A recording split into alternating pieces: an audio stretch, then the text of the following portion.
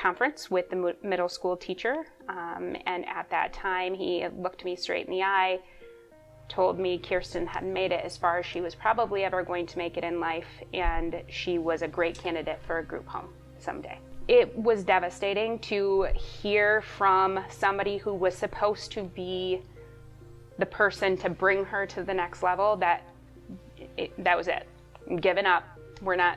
She is not able to learn any more than she already knows, so I'm giving up, is what I heard. I'm sure that was not his intention, but that is what I heard. So that was devastating, and we've always lived in the world where we know Kirsten can do more, and so we push her, and she has proven over and over and over again that she has more to give. And so we left that day, and Travis and I talked it over, and we said she will never set foot in that school ever again. I am Travis Ergang, Kirsten Coulter's father, and this is my wife, Jenny Ergang. I was 14 when I had Kirsten, so my parents were huge support. Kirsten was born 2 months premature, and spent the first 6 months of her life in the hospital. They told us she'd not make it out of the hospital. So she came home at 6 months old. She had a trach and a feeding tube, and so I continued on going to school, and my parents, my mom, took care of Kirsten along with a nurse. We went to the same high school, ran in the same circle of friends, and from the get-go, Travis was just an extremely supportive human being. He wasn't your typical 15, 16-year-old guy. He really wanted to be there, and he wanted to help raise Kirsten and go through her therapies, and he wasn't scared to deal with the medical issues that she had.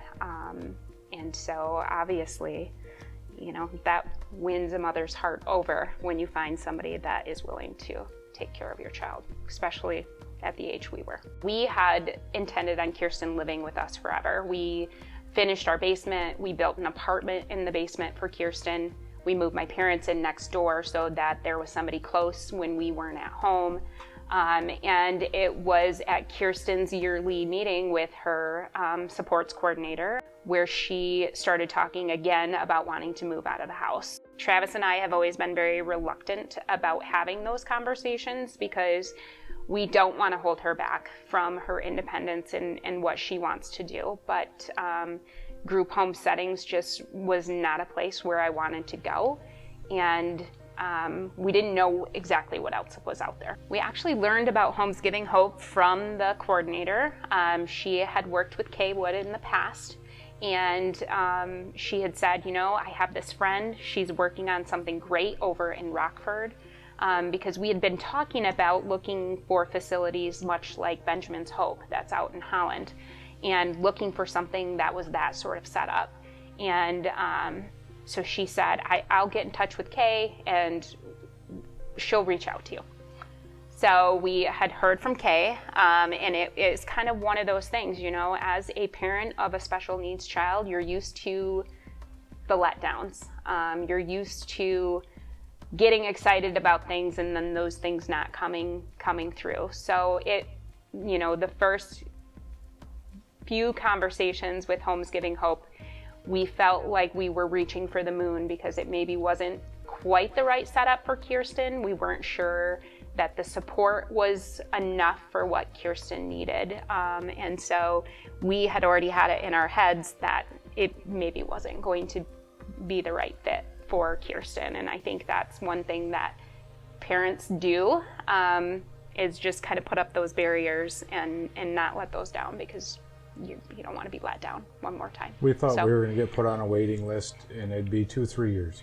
We didn't have to make a decision anytime soon. She actually moved into Homes Giving Hope in October of 2020. We felt Homes Giving Hope was a good fit for Kirsten because it's independent, but yet they're there for support.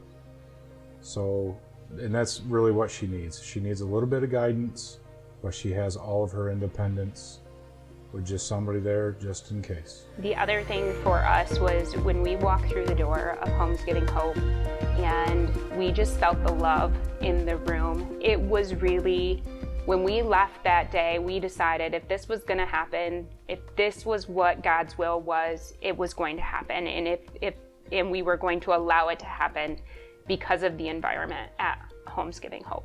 I'm Kirsten Coulter, and I live at Homes Giving Hope, and I'm 27 years old. I love riding my bike and going outside. And I like making new friends. I like the games and the people that were there. I take my pills and I have to make my breakfast. I like to have cereal. I have dinner with everyone every week except Saturdays and Sundays are leftovers.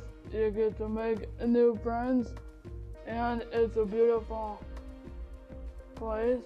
I feel safe and I feel loved too.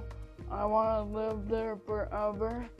I just want Kirsten to be as happy as she can be, whatever or wherever that is. And she's happy now. And for us, I just want to be one big happy family. And I think that is exactly what we've found here with Homes Giving Hope. I would say to families that are facing this decision to let go of their fear, let go of their thoughts of abandonment. I think that's a huge thing for us parents of special needs children especially, is feeling like we're abandoning them. This has been the biggest blessing for our family, for Kirsten, and although it's hard, it has been extremely rewarding.